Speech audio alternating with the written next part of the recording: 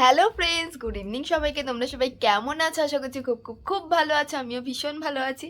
আজকের ব্লগটা ভেবেছিলাম করবই না, তো তারপরে ভাবলাম যে না, ব্লগটা একটু দেরি করে শুরু করি আজকের।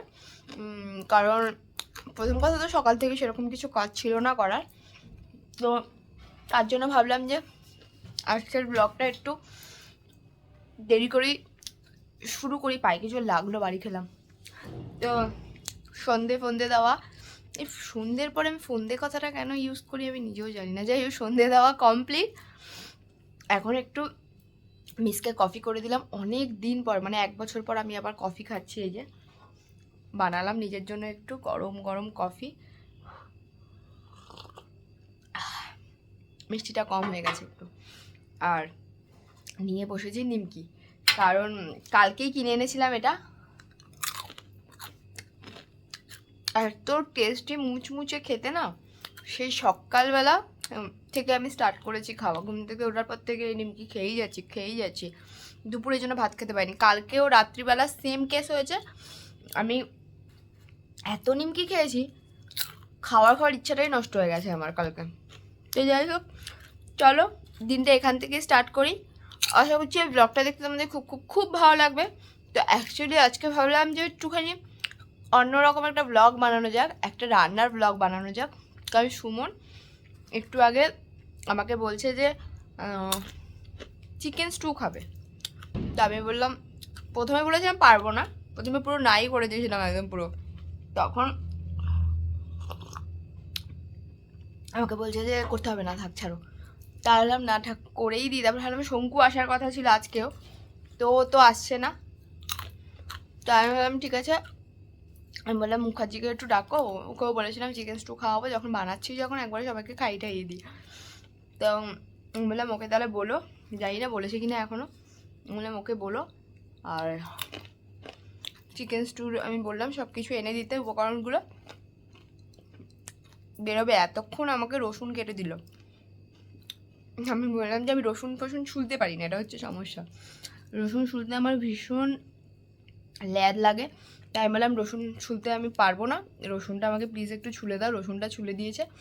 আদাটা আমি নিজেই কেটে নেবো, নিয়ে মিক্সিতে একবারে সবকটা একবার একটুখানি ঘুরিয়ে নিয়ে আসবো, পেস্টটা তৈরি হয়ে যাবে। তারপরে করে দেবো। সুমন নিয়ে আসলে মাংসটা একটুখানি, আমার না মাংস ধুতে ভীষণ ঘেন্না লাগে, তাও বললাম যে ঠিক আছে এনে দাও, করে দিই দেখি।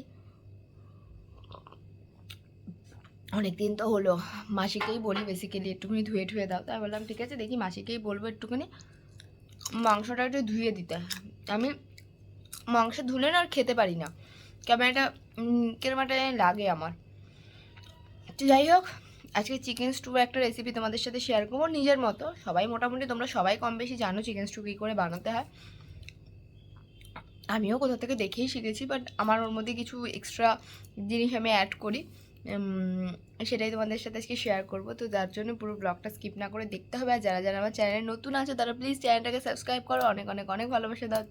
তো চলো দিনটাকে এখান থেকে স্টার্ট করি। আর মানে রান্নার সব কিছু উপকরণ সব গোছানো, এটা খেয়ে গিয়ে স্টার্ট করব।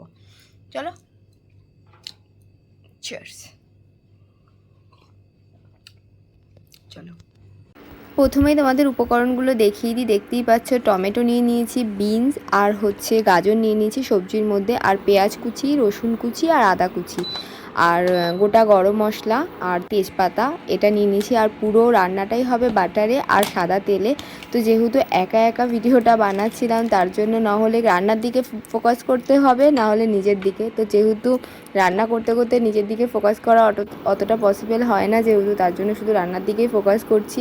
রান্নাটা খুবই ইজি ছিল, যদি তোমাদের ভালো লাগে তো কমেন্ট করো, আর নিজেরাও বাড়িতে ট্রাই করতে পারো। যাই হোক, দেখতেই পাচ্ছ প্রথমে বাটার আর সাদা তেল দিয়ে দিয়েছি। পুরো রান্নাটায় বাটার আর সাদা তেলই হবে, বেশি ঝামেলা এই রান্নাতে থাকে না। চিকেন স্টুতে খুব ইজি থাকে রান্নাটা। প্রথমেই দিয়ে দেবো আমি গোটা গরম মশলা, তেজপাতা আর দারচিনি, লবঙ্গ আর হচ্ছে এলাচ, তিনটে দিয়ে ভালো করে একটু নাড়াচাড়া করে একটু হালকা হালকা ভাজা হয়ে আসলেই তারপরে দিয়ে দেবো তার মধ্যে পেঁয়াজ কুচিটা পরে দেবো আমি।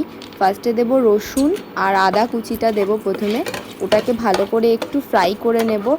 প্রথমে এগুলোকে ফ্রাই করছি, যেহেতু ভিডিওটা একা হাতে বানাচ্ছি খুব সমস্যা হচ্ছিল বানাতে। রান্না করতে করতে তোমরা জানোই ভিডিও করতে কতটা টাফ হয়ে যায়, যেহেতু আমি পরে ভয়েস ওভারটা দিচ্ছি, কারণ সেই টাইমে রান্না করতে করতে ওভাবে করলে না রান্নাটাই খারাপ হয়ে যেত।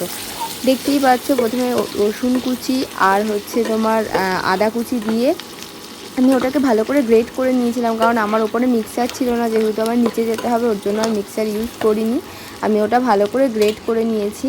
তো ভালো করে গ্রেট করে ওটাকে একটু ফ্রাই করে নিলাম ভালো করে, একটু লাল লাল করে। তারপরে পেঁয়াজটা দিয়েও পেঁয়াজটা একটুখানি মজে আসলে, একটু লাল লাল হয়ে আসলে ভালো করে এটাকে প্রথমে তো ভাজা ভাজা করতেই হবে। তারপরে একটু মজে আসলে পেঁয়াজটা, তার মধ্যে তোমরা দিয়ে দেবে হচ্ছে মাংসটা।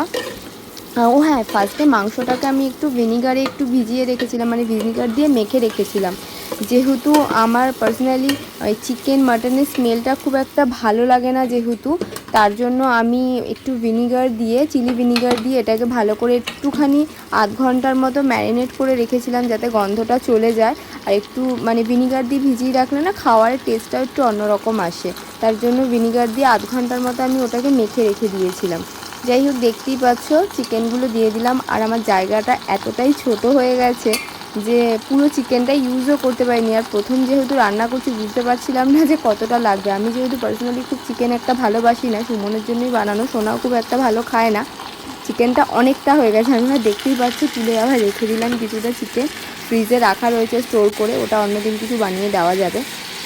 যাই হোক, চিকেনটাকে একটু ভালো করে ফ্রাই করে নিচ্ছিলাম। আর যেহেতু কড়াইতে রান্না করার অভ্যাস রয়েছে না, এই ফ্রাইং প্যানে রান্না আমি যেহেতু খুব একটা করি না, ডিম ভাজা ভাজা ছাড়া, এইভাবে চিকেন রান্না করতে এতটা প্রবলেম হচ্ছিলো, নাড়াতে এতটা সমস্যা হচ্ছিলো। স্পেসটা যেহেতু খুব ছোট, আমার যেহেতু ওপরে খুব একটা ভালো স্পেস নিয়ে রান্না করার খুব সমস্যা হচ্ছিলো। যাই হোক, তারপরে দিয়ে দিলাম এই সবজিগুলো যেগুলো কেটে রেখেছিলাম, একটু বড় বড় করেই দিলাম, কারণ না হলে না গলে যাবে। আর আরেকটা যেটা আমার ভুল হয়েছে, আমি না এখানে বোনলেস চিকেন নিয়ে চলে এসেছিলাম, মানে সুমন নিয়ে এসেছিলো, আমার বলা উচিত ছিল উইথ বোন, কারণ বোনলেসগুলো না তাড়াতাড়ি না গলে যায়, একটু মানে ছিবড়া ছিবড়া টাইপেরও লাগে, খুব শক্ত হার্ডি ব্যাপারটা চলে আসে। আর বোন উইথ বোন থাকলে কি হয়, ব্যাপারটা অন্য রকম লাগে। আর স্টুয়ের ক্ষেত্রে বেশিরভাগ টাইম তোমরা উইথ বোন দিয়েই করবে, হাড়ালা মাংস দিয়ে, কেউ বোনলেস দিয়ে করবে না, খুব ইচ্ছেই লাগে খেতে।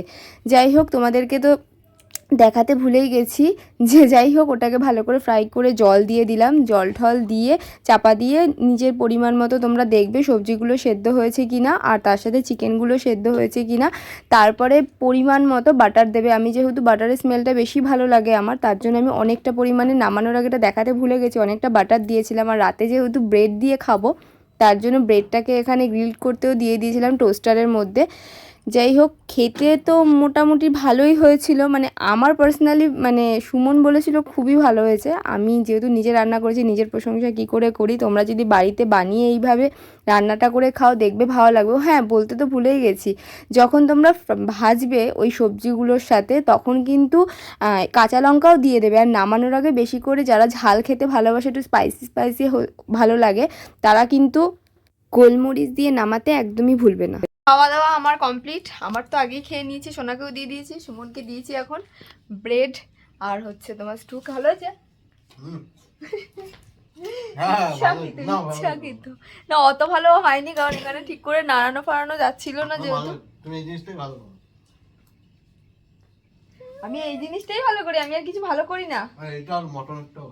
ও আমি আর ওই যে মাংস রান্না করি, কাতলা কালিয়া, তারপরে আরো চিংড়ি মাছ ফিংড়ি মাছ যে নর্মাল রান্না করি, ডাল ফাল, ওগুলো কোনো কিছু ভালো হয় না, শুধু এইটাই ভালো হয়।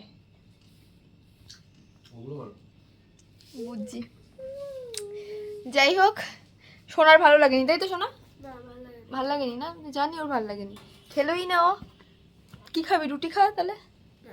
তাহলে জল খেয়ে শুয়ে পড়, 5 মিনিট দেখবি, দেখে বন্ধ করে শুয়ে পড়বি, কালকে সায়েন্স এক্সাম। হ্যাঁ হ্যাঁ, ওকে বার্গার না, ভেবেছি মানে ব্রেড পুড়ে গেছে, ইসেতে বসিয়েছিলাম একটুখানি ব্রেডটা, ওই কী বলে ওটাকে, আরে যেটার মধ্যে হচ্ছে ব্রেডটাকে, টোস্টারে দিয়েছিলাম ব্রেডটা একটুখানি গরম করার জন্য, মানে ইসে করার জন্য। হয়ে গেছে, সবার খাওয়া দাওয়া মোটামুটি ডান।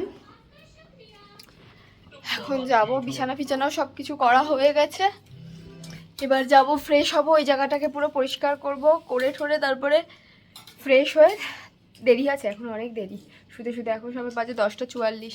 যাই হোক, আজকের মতো ব্লগটা এখানেই এন্ড করবো। আর আমার রেসিপিটা কেমন হয়েছে এটা কিন্তু জানাতে তোমরা ভুলো না। যদি ভালো লাগে তো লাইক শেয়ার, হ্যাঁ টেস্ট করে নিতে কি হয়েছে। যাই হোক চলো, আজকের মতো ব্লগটা এখানেই এন্ড করবো। কাল আবার দেখা হবে নতুন একটা দিনের সাথে, নতুন একটা ব্লগ নিয়ে। আজকের মতো টাটা, গুড নাইট। কাউকে ভর্তি করতে হয় না ব্যাডমিন্টনে, ব্যাডমিন্টন নিজের থেকে শিখতে হয়। কে ভর্তি হয়েছে? হ্যাঁ, কে শিখেছে ভর্তি হয়ে? হ্যাঁ, ব্যাডমিন্টন এমনি খেলা। চলো, কাল আবার দেখা হচ্ছে।